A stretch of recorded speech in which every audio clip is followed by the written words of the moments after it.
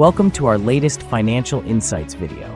Are you curious about whether the market is truly overvalued? Absolutely. Today, we bring you expert opinions from Jason Shapiro, David Lin, and Matthew Piepenburg on this pressing topic. We'll dive deep into the SP 500's future, the trends in crypto, and how to navigate using the CHOT reports. Plus, stay tuned for insights on inflation's impact on investments from Matthew Piepenburg and Jason Shapiro. You won't want to miss this. This content is for educational purposes only. Let's get started. And coming up next, we'll explore an intriguing topic. Is the stock market overvalued? Today, Jason Shapiro raises an intriguing question. Is the stock market overvalued? He uses traditional metrics to challenge the current market's valuation. Doesn't that depend on what drives those valuations, though? Exactly. Let's delve into the arguments he's making. Shapiro highlights that traditional metrics paint a concerning picture of overvaluation. But what does he say is driving this valuation? He mentions investor behavior and a shift towards forward-looking valuations. Absolutely. Let's get into the two scenarios he discusses. Shapiro talks about FOMO, driving investors into the market. Isn't that risky? How can they ignore valuation? It reflects a broader trend of chasing returns irrespective of fundamentals. And the market recently hitting record highs complicates this picture. The new administration is pushing for growth through deregulation. But can they manage inflation with these policies? Shapiro expresses skepticism about the sustainability of the increased deficit. Indeed, the balance between growth and fiscal responsibility is delicate. How will AI play into these market valuations? Shapiro suggests that successful AI adoption could improve productivity and justify current valuations. But doesn't history show that tech can lead to bubbles? That's valid, and the hype surrounding AI could indeed lead to similar outcomes. What future dynamics does Shapiro anticipate? He sees the market's direction hinging on effective policy delivery and AI advancements. And the risks attached to rising interest rates could shake up this trajectory. Those are critical elements to keep an eye on in the coming months. In essence, the implications of overvaluation are complex and layered. Right? As always, it's about balancing risks and opportunities in your investment landscape. Especially as markets reach all-time highs without clear justification. Investing wisely means being informed and alert. Next, we'll discuss the looming $36 trillion debt crisis and its potential fallout. With insights from Matthew Piepenburg on the channel David Lin, you won't want to miss it. Stay tuned for critical information on navigating these turbulent waters. So, tariffs are back on the table. What does Matthew Piepenburg think about the potential impact of Trump's 25% tariffs? He argues these tariffs could signal serious inflationary pressures and might reshape manufacturing in the U.S. But aren't tariffs supposed to protect American jobs? That's the intention. But let's hear Matthew's take. Matthew argues tariffs inherently lead to higher consumer prices, putting the average American in a bind. And the economic environment is so fragile right now that we can't afford to distract from the bigger picture. So you mean this could just lead to more problems? Exactly, it's a yes-but situation where intentions clash with real-world implications. Matthew highlights that these tariffs will lead to more expensive consumer goods. Right, so American shoppers will bear the brunt while companies figure out production. Wait, isn't that counterproductive? How is that beneficial to the economy? It's a complex trade-off for sure. While it aims to boost jobs, it risks spiking inflation. Matthew warns that high debt-to-GDP ratios drastically limit growth opportunities. This could echo through the economy as we move forward. So we're stuck in a vicious cycle of borrowing. Exactly. And every politician trying to fix it faces a mountain of debt. Matthew posits that inflation concerns could lead people back to gold. People see gold as a safe haven amidst dollar insecurities. And alternative assets are gaining traction too, right? Definitely. With inflation looming, investors are diversifying their portfolios.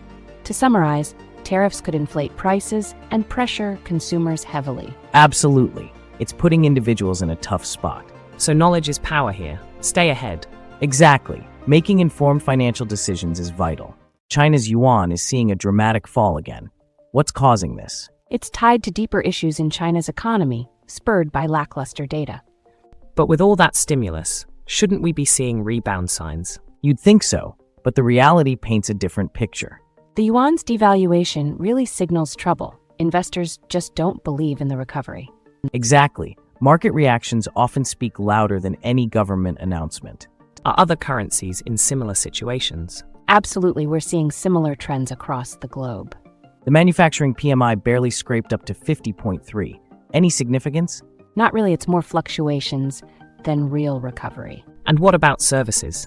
Those numbers don't sound promising. They're in contraction, definitely not what one would hope for. India and Brazil are taking hits too. It's a cascading effect. What's the connection between their currencies and China? They're directly impacted by China's economic status quite heavily. What does this mean for the future of global currencies? Investors are likely to seek safer assets. Volatility is expected. Should we expect a significant flight to quality? Yes, exactly. It's already happening. Investors should keep a close eye on these indicators. It's all about balancing risk. This is a time for caution. So, is there any safe harbor in this storm?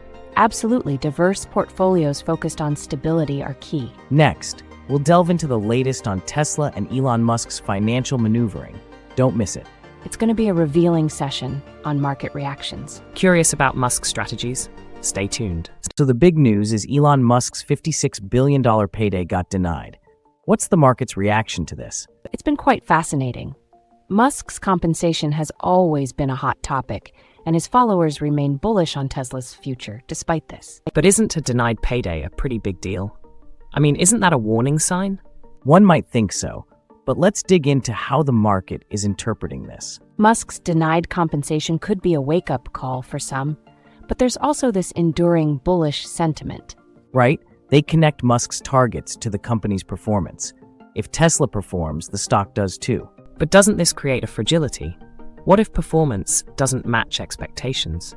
That's the danger, but analysts seem to believe in Tesla's trajectory.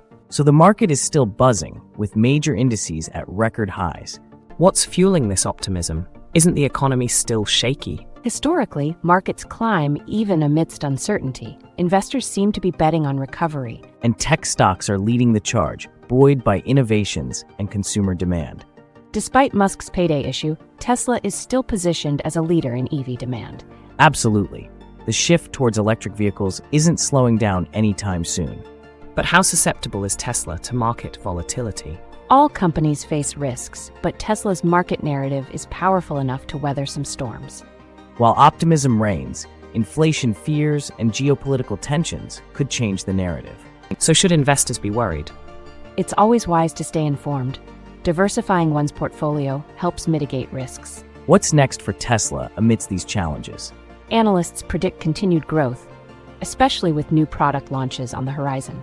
But isn't competition heating up? Absolutely, but Tesla's brand loyalty is incredibly strong, and that won't fade quickly. The takeaway is clear. Investors should remain confident, but cautious. Indeed, understanding market dynamics will be key in making sound financial decisions. It certainly pays to stay educated, especially with so many changes afoot. Exactly. Keeping an eye on market shifts will help us all be better prepared. Next, we'll dive into the future predictions from Henrik Zeberg. He'll provide insights on potential market downturns you won't want to miss. Stick around for an eye-opening discussion. It might just change how you invest. Recent analyses suggest we're headed for a dramatic market downturn. Did you catch Henrik Zeberg's insights on future trends? Absolutely. He forecasts a 50 to 55% drop, reflecting patterns seen in previous recessions. But can we really trust these predictions given the market resilience we've seen? That's the key question. Let's explore the evidence Henrik presents. Henrik believes we're at a crucial tipping point, with economic indicators hinting at a recession. Right, and he draws parallels to previous financial crises, emphasizing caution.